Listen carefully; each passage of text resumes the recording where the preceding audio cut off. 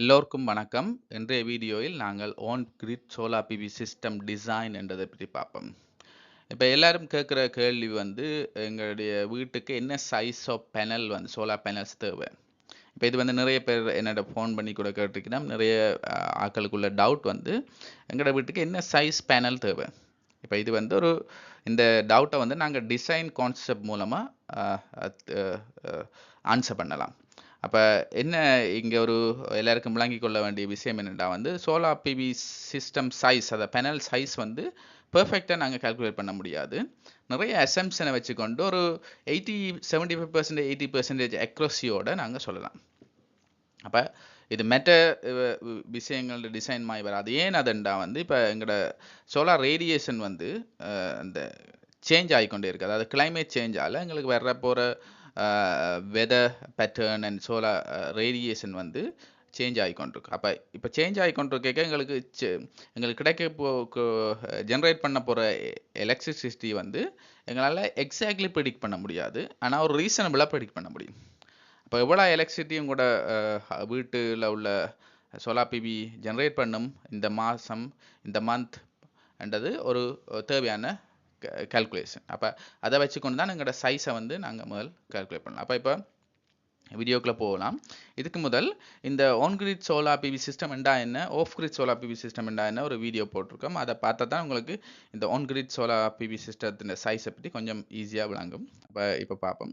இப்போ இதில் first step வந்து எப்பயுமே நாங்கள் வந்து இப்போ எனக்கு யாராவது ஃபோன் பண்ணி எங்களோட சோலார் பேனல்ஸ் இந்த என்ன size of panel solar PV பூட்ட போகிறோம், என்ன சைஸ் ஆஃப் பேனல் இன்ஸ்டால் பண்ணணும்னா நான் முதலாக கேட்குற வந்து உங்களோட லாஸ்ட் மந்த் எனர்ஜி பில்லில் எவ்வளவு எனர்ஜி யூசேஜ் இருக்குன்னு முதலாக கேட்டால் ஒரு ரஃப் ஐடியா கிடைக்கும் எவ்வளவு வேண்ட மந்த்லி பில்லுண்டு. பட் அது கூட அக்குரேட் இல்லை. அது வந்து நீங்கள் வந்து ஒரு வருஷத்துக்குரிய 12 மாதத்துக்குரிய பில்ஸ்லையும் உள்ள எனர்ஜி யூசேஜ் எடுக்கும்.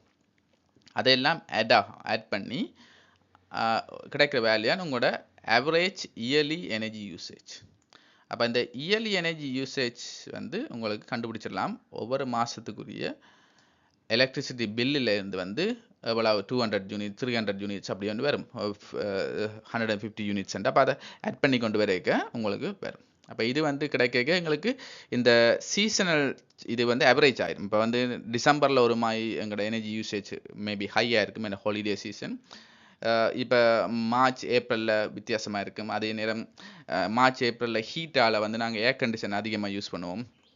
இப்போ மார்ச் ஏப்ரலில் வேறு மாதிரி பேட்டர்ன் இருக்கும், கோல்ட் வெதரில் வேறு மாதிரி பேட்டர்ன் இருக்கும், ஃபெஸ்டிவல் சீசனில் வேறு மாதிரி பேட்டர்ன் இருக்கும். அப்போ உங்களோட எனர்ஜி யூசேஜ் வந்து ஒவ்வொரு மந்த்து வேறு ஸ்டைலில் இருக்கும்.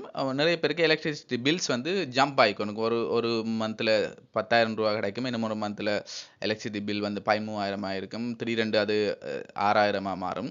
அப்போ உங்களுக்கு தெரியும் அந்த ஒவ்வொரு மாதத்துலேயும் நீங்கள் யூஸ் பண்ணுற எலக்ட்ரிசிட்டி வந்து உங்களோட பேட்டர்ன் வந்து கான்ஸ்டன்ட் இல்லை, சேஞ்ச் ஆகிக்கொண்டு. அப்போ இதை வச்சுக்கொண்டு நாங்கள் டிசைன் பண்ண போகிறோம். இப்போ இந்த ஒரு பயஸ் இருக்குது, இந்த பயஸை கன்சிடர் பண்ணிக்கொண்டு நாங்கள் டிசைன் பண்ண போகிறோம். அப்போ இப்போ பிறகு வந்து 12 பிரித்தோம்னா எங்களுக்கு மந்த்லி எனர்ஜி யூசேஜ் வந்துடும். இப்போ மந்த்லி எனர்ஜி யூசேஜ் கிடைச்சிட்டுண்டா அதுக்கு பிறகு அதை வந்து 30 பிரித்தோம்னா எங்களுக்கு டெய்லி எனர்ஜி யூஸ் கிடைச்சி. இதான் வந்து எல்லா ரிசர்ச்சர்ஸும் ரெக்கமெண்ட் பண்ணுற ஒரு மெத்தட். இந்த மெத்தடில் செய்ய எங்களுக்கு ஆவரேஜ் சரியான ஆவரேஜ் கிடைக்கும். சில இன்ஸ்டாலர்ஸ் வந்து லாஸ்ட் மந்த் எனர்ஜி பில்லை வச்சுக்கொண்டு குயிக்காக செய்துவினோம். நாங்கள் வந்து எப்பயுமே ரெக்கமெண்ட் 12 மாதத்துக்குரிய எலக்ட்ரிசிட்டி பில்ஸில் எவ்வளோ எனர்ஜி யூசேஜ் உங்களோட பேட்டர்ன் இருக்கோ அதை எல்லாத்தையும் ஆட் பண்ணி அதுலேருந்து ஆவரேஜ் பண்ணி உங்களுக்கு பெர் மந்த்து கண்டுபிடிச்சி அதுலேருந்து ஆவரேஜ் பண்ணி பெர் டே கண்டுபிடிச்சா தான் உங்களுக்கு ஆக்சுவல் டெய்லி ஆவரேஜ் கன்சம்ஷன் உங்களோட ஒவ்வொரு நாளும் யூஸ் பண்ணுற கன்சம்ஷன் ஆவரேஜ் கிடைக்கும். இப்போ நெக்ஸ்ட்டுக்கு போவோம். இது லாஸ்ட் ஸ்டெப் முடிஞ்சு. நெக்ஸ்ட் ஸ்டெப் பார்த்தா இந்த சோலார் பிவி சிஸ்டம் டிசைனில் இப்போ இந்த பில்ஸ் இல்லை, ஒரு புது ஹவுஸ் நியூ ஹவுஸ் எல்லாம் வந்து இந்த 12 மாத பில் இல்லைன்றாக்கள் என்னமோ ஒரு வழியில் இதை செய்து கொள்ளலாம். என்னென்னா உங்களோட யூஸ் பண்ணுற அப்ளையன்சஸ் இந்த அசியூம் பண்ண எவ்வளோ ஹவர்ஸ் வந்து லைட்ஸ், இப்போ ஃபார் எக்ஸாம்பிள் லைட்ஸ் வந்து 6 ஹவர்ஸ் யூஸ் பண்ணுறீங்க, இதை அசியூம் பண்ணுறேன். டிவி வந்து 1 ஹவர் யூஸ் பண்ண போகிறீங்க, வாஷிங் மிஷின் வந்து 1 ஹவர். இது வந்து அசம்ஷன் பேஸ்ட். நீங்கள் வந்து உங்களுக்கு ஒரு கெஸ்ஸிங் இருக்கும், ரைஸ் குக்கர் எவ்வளவு யூஸ் பண்ணுவீங்க 1 ஹவர், க்ளாத் அயன் வந்து 1/2 ஹவர், ஃபேன் வந்து 5 ஹவர்ஸ். இந்த அசம்ஷனை வச்சுக்கொண்டு எத்தனை லைட்ஸ் இருக்குது, 10 லைட்ஸ் இருக்குது, 10 லைட்ஸ் இன்ட்டு 6 ஹவர்ஸ் உங்களுக்கு 0.6 kWh பெர் டே வந்து ஃபேனுக்கு போகுது.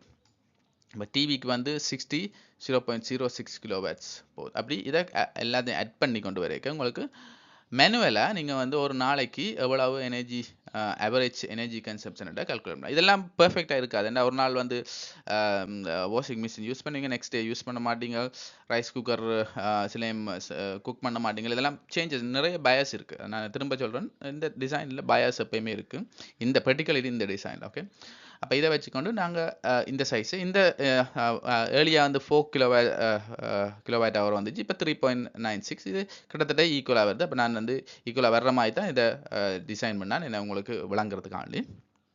இப்போ வந்து சோலார் பிவி சிஸ்டம் சைஸ் வந்து 4 கிலோவாட், அரௌண்ட் 4 கிலோவாட் ஹவர் வந்து பெர் டே வந்து தேவைப்படுது. அப்போ எங்களுக்கு தேவை எனர்ஜி கன்சம்ஷன். இப்போ இன்னும் ஒரு விஷயம் இதுக்குள்ள தேவை வந்து உங்களோட பீக் டிமாண்ட், உங்களோட வீட்டுனா பீக் டிமாண்ட் எவ்வளோண்டு. ஏன் இந்த பீக் டிமாண்டை கால்குலேட் பண்ணுறோம்னா, இந்த இன்வெர்டர் சைஸ் வந்து இந்த பீக் டிமாண்டை வச்சுக்கொண்டு தான் இன்வெர்டர் சைஸை கால்குலேட் பண்ணுவோம். இந்த இன்வெர்டர் வந்து பீக் டிமாண்ட், இப்போ பகல் நேரத்தில் உங்களோட இன்வெர்டர் வந்து சப்ளை பண்ண போகுது, சோலார் பிவிலேருந்து வர்ற பவரை ஏசியா மாற்றி சப்ளை பண்ண போகுது. அது வந்து உங்களோட முழு லோ டைம் சப்ளை பண்ணுமா இருந்தால் எவ்வளவு இன்வெர்டர் சைஸ் இருக்கும்னு கால்குலேட் பண்ணணும். அப்போ அதுக்கு எங்களுக்கு பீக் டிமாண்ட் வேணும். இப்போ பீக் டிமாண்ட்ன்றது வந்து என்ன, எப்படி பீக் டிமாண்ட் வருதுன்னா, நீங்கள் அசியூம் பண்ணுறீங்க எல்லா லோட்டையும் நீங்கள் அட் அ டைம் வந்து உங்களோட வீட்டில் உள்ள எல்லா லோட்டையும் ஆன் பண்ணினா உங்களுக்கு எவ்வளவு எனர்ஜி கன்சம்ஷன் வருதுன்ட்டு. இது வந்து ஒரு தியரி தானே, உங்களுக்கு வந்து அப்படி நீங்கள் யூஸ் பண்ண போகிறது இல்லை. ஆனால் சம்டைம் நீங்கள் வந்து அப்படி யூஸ் பண்ண சான்ஸ் இருக்குது. இப்போ கொஞ்சம் லோட்ஸ், ஃபேன்ஸ், லைட்ஸ், சின்ன ஒரு ஒரு ஒரு லோ இன்கம் ஹவுஸ் எடுத்துக்கொண்டால் அது அங்கே வந்து ஃபேன், லைட்ஸ், டிவி இவ்வளோ தான் இருக்கும். அதில் அயன் பாக்ஸ் இவ்வளோ தான் இருக்குது. இப்போ இவைகள் வந்து எல்லா 4-5 பேர் வீட்டில் இருந்தால் எல்லா அப்ளையன்சஸையும் ஒரே நேரத்தில் டேர்ன் ஆன் ஆகிறதுக்கு சான்சஸ் இருக்குது. அப்போ அந்த சான்சஸ் இருந்தால் எங்களுக்கு அட் அ டைம் வந்து எவ்வளோ பீக் எனர்ஜி கன்சம்ஷன் அந்த வீட்டிலேருந்து எடுத்துக்கொள்ள போயினோம்ன்றது. அப்போ அதை இப்போ ஆட் பண்ணால் இந்த வேல்யூஸை ஆட் பண்ணினா எங்களுக்கு டோட்டல் வந்து எங்களுக்கு 2.45 கிலோவாட் வருது. இது என்னடா இந்த ரேட்டிங்ஸ், இந்த டிவைசஸ்ன்ற ரேட்டிங்கை, இந்த வேட் ரேட்டிங் ஆட் பண்ணால் சரி. வாஷிங் மிஷின் இருக்குது, நீங்கள் எப்பயுமே அசியூம் பண்ண போகிறீங்க அட் அ டைம் வந்து நீங்கள் வாஷிங் மிஷின் ரன் பண்ண போகிறீங்க, குக்கர் ரன் பண்ண போகிறீங்க, க்ளாத் அயன் பண்ண போகிறீங்க, ஃபேன் எல்லாத்தையும் ஆன் பண்ண போகிறீங்க. அப்படி அசியூம் பண்ணிக்க எங்களுக்கு எவ்வளோ வருதுன்னு பார்த்து இதை கேல்குலேட் பண்ணால் இது வந்து இன்வெர்டர்ன்ற சைஸிங்கு தேவை, இது வந்து சோலார் பிவி சைஸிங்கு தேவை. இப்போ நெக்ஸ்ட் ஸ்லைடில் போவோம். நெக்ஸ்ட் ஸ்லைடில் போனால் இப்போ ஆக்சுவல் சோலார் பேனல் சைஸை கால்குலேட் பண்ண போகிறோம். அப்போ average energy consumption average solar PV size வந்து equal to average energy consumption per day. அது கால்குலேட் பண்ணிட்டோம் 4000 வேட்ஸ், 4 கிலோ வேட்ஸ்ண்டு வேட் ஹவர், 4000 வேட் ஹவர்ண்டு. அப்போ பீக் சன் ஹவர்ண்டு divide by peak sun hour system efficiency. Peak sun ஹவர்ன்ற இன்னும் ஒரு விஷயம். பீக் சன் ஹவர்ன்றது நாங்கள் வந்து ஒரு நாளைக்கு சன் ஹவர்ஸ், அதாவது எங்களை சோலார் ரேடியேஷன் நல்லா கிடைக்கக்கூடிய ஹவர்ஸை அவரேஜ் பண்ணி இது மெட்டீரியலாலஜி டிபார்ட்மெண்ட்னு சொல்லுவினோம். இந்த ரீஜனுக்கு peak sun hour 5 to 6 hours ஒரு ரேஞ்ச் தான் தெரிவினோம். அப்போ நாங்கள் என்ன சொல்கிறோம், ஜெஃப்னாக்கு 5 to 6 hours, கிளிநொச்சிக்கு 5.5 to 6.5 hours. அப்போ அப்படியே வேற ஒரு ரீஜனுக்கு மேபி 4 to 5 hours சொல்லிடணும். அப்போ என்ன இதில் சொல்கிறீங்கன்னா, இப்போ நீங்கள் இந்த சன் ஹவரை அவரேஜ் பண்ணிங்கன்னா, இயரில் கிடைக்கிற எல்லா இதையும் அவரேஜ் பண்ணிங்கன்னா உங்களுக்கு ஒரு நாளைக்கு 5 hours அவரேஜாக கிடைக்குதுன்னு எடுத்துக்கொள்ளலாம். 5 to 6 hours எடுத்துக்கலாம். அதில் நாங்கள் 5 hours எடுக்கிறோம். இப்போ இதுலேயும் எகெயின் பயாஸ் வருது. இன்னும் ஒரு டிசைனர் வந்து 6 hours எடுக்கலாம்.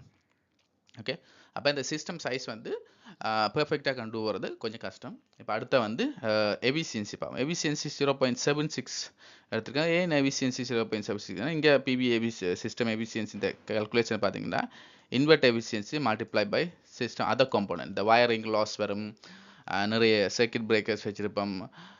அப்போ இதில் உள்ள எஃபிஷியன்சி லாஸ் வந்து இப்போ 2 மல்டிப்ளைனா இன்வெர்டர்ஸ் வந்து இப்போ 95% எஃபிஷியன்சிக்கு வந்துட்டு, அப்போ இன்வெர்டர் எஃபிஷியன்சி ஒரு பெட்டர் வேல்யூக்கு வந்துட்டு இப்போ இது 85% கொடுத்துருக்கோம். அப்போ எங்களுக்கு 0.7. இதெல்லாம் வந்து ஒரு எக்ஸ்பீரியன்ஸ் மூலமாக தான் இந்த எஃபிஷியன்சி வேல்யூ எல்லாம் கால்குலேட். இப்போ இந்த இடத்துல இன்னும் வந்து 90% எஃபிஷியன்சி கூட போடலாம். அப்போக்கே அவங்களுக்கு வேல்யூ வேறையாக வரும். ஒரு ஆள் வந்து 60% எஃபிஷியன்சி கூட போடலாம். இப்போ எஃபிஷியன்சி என்றைக்கு எங்கள் லாஸ் எல்லாம் தவிர்த்து எவ்வளோ வரப்போகுதுண்டு அதாவது தான் பார்க்குறோம். இப்போ அதாவது ரூஃப் டாப்பில் நீங்கள் க்ரியேட் பண்ணுற சோலார் எனர்ஜியை நீங்கள் வந்து வீட்டுக்குள்ளே கொண்டு போகிறீங்க. அவ்வளோ பார்த்துருக்கு அந்த வர்ற பாதையில் எங்களை வயர்ஸ் இருக்குது, இங்கே சர்க்கியூட் பிரேக்கர்ஸ் இருக்குது, இன்வெர்ட்டர் இருக்குது, இதெல்லாம் தாண்டி வரும். அப்போ இந்த இந்த பாத்தில் நீங்கள் எப்பயுமே தமிழ் எலக்ட்ரிசிட்டியில் கரண்ட் வந்து ஒரு பாத்தில் போய்க்க அந்த வயர்ஸில் வந்து லாஸ் ஆகும், I2R லாஸ் ஆகும். அப்போ இந்த லாஸ் எல்லாம் தாண்டி தான் எங்களுக்கு கிடைக்க போகுது. அப்போ கிடைக்க எங்களுக்கு எஃபிஷியன்சி வந்து குறைவாக இருக்கும். அப்போ அதை கால்குலேட் பண்ணுவோம். இப்போ 1.25 கிலோவாட் பேனல் கண்டுபிடிச்சிட்டோம். இப்போ இந்த பேனல் சைஸ் வந்து 1.25 கிலோவாட்ஸ் பேனல் கண்டுபிடிச்சிட்டோம். அப்போ இதான் எங்களோட ஃபைனல் பேனல் சைஸ். அப்போ எங்களுக்கு கிடைச்ச வேல்யூ 1052. பட் நாங்கள் வந்து இப்போ ஹையர் சைஸுக்கு போவோம். ஏன்னா வந்து நார்மலாக எப்போயுமே டிசைனில் வந்து லிட்டில் பிட் ஹையர் சைஸுக்கு போவோம். அது வந்து ஒரு எக்ஸ்ட்ரா லோட் இன்க்ரீஸ் ஆகலாம், சேஞ்சஸ் வரலாம், அதால் ஹையர் சைஸ் போகும். இப்போ அடுத்தது பார்த்தீங்கன்னா அவர் இப்போ வந்து பேனல்ஸ் சைஸ் ஃபிக்ஸ் பண்ணிவிட்டு இப்போ என்ன வோல்டேஜ் பேனலில் வர்ற அவுட்புட் வோல்டேஜ் என்னன்றதை நாங்கள் ஃபிக்ஸ் பண்ணுவோம். அப்போ அதுக்கு வந்து ஒரு ரூல் ஆஃப் தம்ப் இருக்குது. அதாவது இந்த உங்களோட எனர்ஜி யூசேஜ் வந்து 1000 வாட்ஸை விட குறைவாக இருந்தால் 12 வோல்டேஜ் பேனலை நீங்கள் ஃபிக்ஸ் பண்ணிக்கொள்ளலாம். அதாவது பேனல் அவுட்புட்டை 12 வோல்டேஜ் வர்ற மாதிரி செட்டப் பண்ணிக்கொள்ளலாம். 1000 to 3000 இருந்தால் 24 வோல்டேஜ் வர்ற மாதிரி செட்டப் பண்ணிக்கொள்ளலாம். 3000க்கு மேலே இருந்தால் 48 வோல்டேஜ் வர்ற மாதிரி. இப்போ இதுக்கு ஒரு ரீசன் இருக்குது, நீங்கள் வந்து ஈஸியாக அண்டர்ஸ்டாண்ட் பண்ணலாம். ஏன் இப்படி ஒரு ரூல் ஆஃப் தம்ப்னா இந்த P = VA என்று நாங்கள் வந்து பவர், இப்போ நாங்கள் வந்து ஃபார் எக்ஸாம்பிள் 3000 வாட்ஸ் எங்களுக்கு வேணுமா இருந்தால் 3000 வாட்ஸ் டோட்டல் பவர் வேணுமா இருந்தால் ஓகே 3000 வாட்ஸ் பவர் கேட்க நாங்கள் 12 வோல்டேஜ் பேனலை வச்சுருந்தோம்னா என்ன பிரச்சனை வரும்? 12 வோல்டேஜ் பேனலை வச்சுருந்தோம்னா இங்கே வந்து பிக் கரண்ட் வந்து நிறைய கொடுக்கணும். அப்போ 12 கிட்டத்தட்ட 12 into 10 இந்த மோர் தேன் 30 ampere around 30 ampere okay around 30 ampere கரண்ட்டை கொடுக்கணும். அப்போ அது வந்து எங்களுக்கு வேஸ்ட், அதாவது கரண்ட்டை கூட்டேக்க எங்களுக்கு வயர் சைஸ் கூடும். எப்பயுமே உங்களுக்கு தெரியும் கரண்ட் கூட்டேக்க கரண்ட் கேரிங் கண்டக்டர்ன்ற சைஸ் கூடும். இப்போ சைஸ் கூடக்க அது கோஸ்ட் கூடக்க எகெயின் சைஸ் கூடக்க உங்களோட இந்த ப்ரொடெக்டிங் சர்க்கியூட்ஸ், இந்த சர்க்கியூட் பிரேக்கர்ஸ், ஃபியூஸ் எல்லாத்தின் சைஸும் பெருசாகும். அப்போ வந்து அது நாங்கள் விரும்புகிறோம். எலக்ட்ரிசிட்டியில் எப்பயுமே கரண்ட்டை கூட்ட விரும்புகிறதில்ல unless there's a need. Okay, அதால் நாங்கள் வந்து என்ன செய்வோம்னா இங்கே வந்து இந்த இடத்துல இதை வந்து 48 வோல்டேஜ் பிபி பேனலை வச்சுக்கொண்டு இந்த கரண்ட்டை வந்து ஒரு சின்ன வேல்யூ கொஞ்சம் கரண்டாக வச்சுப்போம். இதுதான் ரீசன்.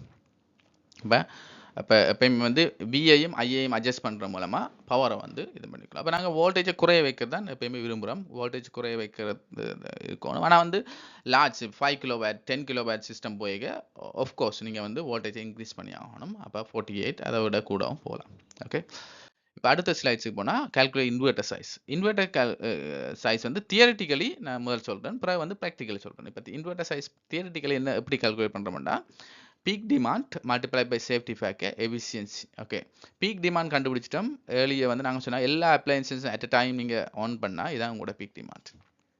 சேஃப்டி ஃபேக்டர் வந்து நேஷனல் எலக்ட்ரிசிட்டி கோட் என்ன சொல்லுதுன்னா எப்பயுமே 25 to 30% ஆஃப் சேஃப்டி ஃபேக்டர் நீங்கள் கன்சிடர் பண்ணணும் இப்போ இன்வெர்ட்டர் சைஸை கால்குலேட் பண்ணுங்க. பிகாஸ் இதுக்கு ரீசன் இருக்குது. இன்வெர்ட்டர் சைஸ் வந்து நீங்கள் வந்து உங்களோட லோட் திடீர்னு இன்க்ரீஸ் ஆகலாம், நீங்கள் நிறைய இன்னும் ஒரு ஏர் கண்டிஷனை இன்ஸ்டால் பண்ணலாம் ஃபியூச்சரில். அப்போ உங்களோட லோட்ஸ் வந்து இன்க்ரீஸ் ஆகிறதுக்கு சான்சஸ் இருக்குது. எப்பயுமே லோட் க்ரோத் ஆகிக்கொண்டே இருக்கும். அப்போ அதனால் வந்து அதை ஹேண்டில் பண்ணுறதுக்கு அதில் வந்து வேறு ரீசனால் நீங்கள் கூட எனர்ஜி கன்சியூம் பண்ணலாம். அப்போ இது யூஸ் பண்ணுறோம். இப்போ இதை யூஸ் பண்ணிக்க சிஸ்டம் எஃபிஷியன்சி 0.95 வருதம் 3.2 கிலோவாட்ஸ் வருது தியரிட்டிக்கலி. இது வந்து தியரிட்டிக்கல். பட் அகெயின் நாங்கள் வந்து ஒரு கொஸ்டின் கேட்கலாம். எங்களோட பேனல் சைஸ் என்ன 1.25 கிலோவாட்ஸ். இப்போ 1.25 கிலோவாட்ஸ் பேனல் இருக்கே நாங்கள் 3.2 கிலோவாட்ஸ் இன்வெர்ட்டர் யூஸ் பண்ணணும். அப்போ எங்களுக்கு 3.2 கிலோவாட்ஸ் தேவையில்லை. எப்போ இந்த 3 தேவைப்படும்டா நாங்கள் வந்து இன்கேஸ் நாங்கள் கிரிட்லேருந்து ஆஃப் கிரிட்டுக்கு போகிறோம்டா ஆஃப் கிரிட். அப்போ அதான் நான் அந்த முதல்ல இந்த வீடியோ பார்க்க அந்த டைமில் 3.2 கிலோவாட்ஸ் தேவைப்படும். ஆனால் இந்த கால்குலேஷன் நாங்கள் இப்படி தான் போவோம் ப்ராப்பராக. அப்போ இதில் வந்து நாங்கள் டைரெக்டாக என்ன எடுத்துக்கொள்ளாமல் இருந்தால் அந்த பேனல் சைஸே இன்வெர்ட்டர் கொடுத்துடலாம். 1:1 ரேஷியோன்னு சொல்லுவோம். பேனல் சைஸ் வந்து 1.25 கிலோவாட்ஸானு. அப்போ இன்வெர்ட்டரையும் 1.25 கிலோவாட்ஸாக நாங்கள் இன்ஸ்டால் பண்ணிக்கொள்ளலாம். ஏன்னா panel size 1.2 kilowatts at time வந்து 1.2 கிலோவாட்ஸ் தான் பேனல்லேருந்து வரப்போகுது. ஈவன் எங்களோட பீக் டிமாண்ட் 3.2 கிலோவாட்ஸ் அபவுட் 2.45 இருந்தால் கூட 2.45 இந்த பீக் டிமாண்ட் இருந்தால் கூட அந்த 1.25 தான் எங்களால் பிவி தரலாம், மிச்சத்தை வந்து கிரிட் தான் தரும். 1.25 பிவி தரக்க மிச்சத்தை கிரிட் தரும். அப்போ இந்த இடத்துல இது வந்து கிரிட்டும் பேனலும் சேர்ந்து தான் ஆப்ரேட் பண்ண போகுது. அப்போ அதால் வந்து எங்களுக்கு இன்வெர்டர் வந்து ஃபுல்லி லோட் ஆகாது, கிரிட் வர்றது டைரெக்டாக போயிடும். இது வந்து இன்வெர்டருக்கு போகும். அப்போ இது வந்து இன்வெர்டரால் போய் இந்த 1.2 கிலோவாட்ஸ் வந்து இந்த ஹவுஸுக்கு வரும். இது வந்து டைரெக்டாக வரும். அப்போ கிரிட் சப்ளை வந்து இன்வெர்டருக்கு வர தேவையில்லை, டைரெக்டாக ஹவுஸுக்கு வரும். அப்போ இந்த இடத்துல 2.45 வந்து எங்களோட பீக் டிமாண்டாக இருந்தால் கூட எங்களுக்கு இந்த 2.45 கிலோவாட்ஸ் எங்களால் பேனல் ஜென்ரேட் பண்ணலாம். பேனல் வந்துட்டு 1.25 தான் மேக்ஸிமம் ஜென்ரேட் பண்ணோம். அப்போ அந்த மேக்ஸிமம் சைஸையே நாங்கள் இன்வெர்டர் கொடுத்துறோம்.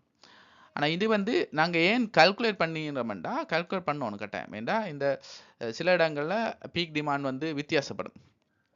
பீக் டிமாண்ட் வந்து இங்கே கூட இருக்குது, சில இடத்துல பீக் டிமாண்ட் குறைவாக இருக்குது. அப்போ இது வந்து பீக் டிமாண்ட் கால்குலேட் பண்ணி பீக் டிமாண்டை விட எங்களோட பேனல் சைஸ் சின்னனா பெருசான்றதை கண்டுபிடிக்கணும். அது ஒரு ரீசன் இருக்குது, அதால் நாங்கள் இதை செய்கிறோம். ஓகே, அடுத்து வந்து சர்க்கியூட் பிரேக்கர் சைஸ் வந்து இந்த பேனல் வந்து எவ்வளோ மேக்ஸிமம் கரண்ட்டை தருமெண்டா 1250 வாட்ஸ் பேனல் 24 வோல்டேஜ் கிடைக்கும் பீக் டைமில். அதாவது நல்ல பெர்ஃபார்மன்ஸ், நல்ல சோலார் ரேடியேஷன் கிடைக்கும். அப்போ 52 MPa கரண்ட்டை தரும்.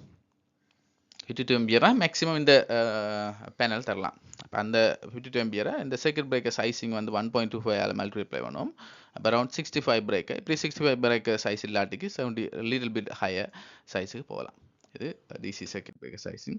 இப்போ இந்த சம்மரிக்கு வந்துட்டு சம்மரியில் பார்த்தோம்னா நாங்கள் வந்து 2-3 விஷயத்தை சொன்னோம். இங்கே வந்து சோலார் பேனல் சைஸ் வந்து 1.25 kilowatts, 52 MPa charge controller. Inverter size வந்து இது இல்லை, இது தியரிட்டிக்கலி இது.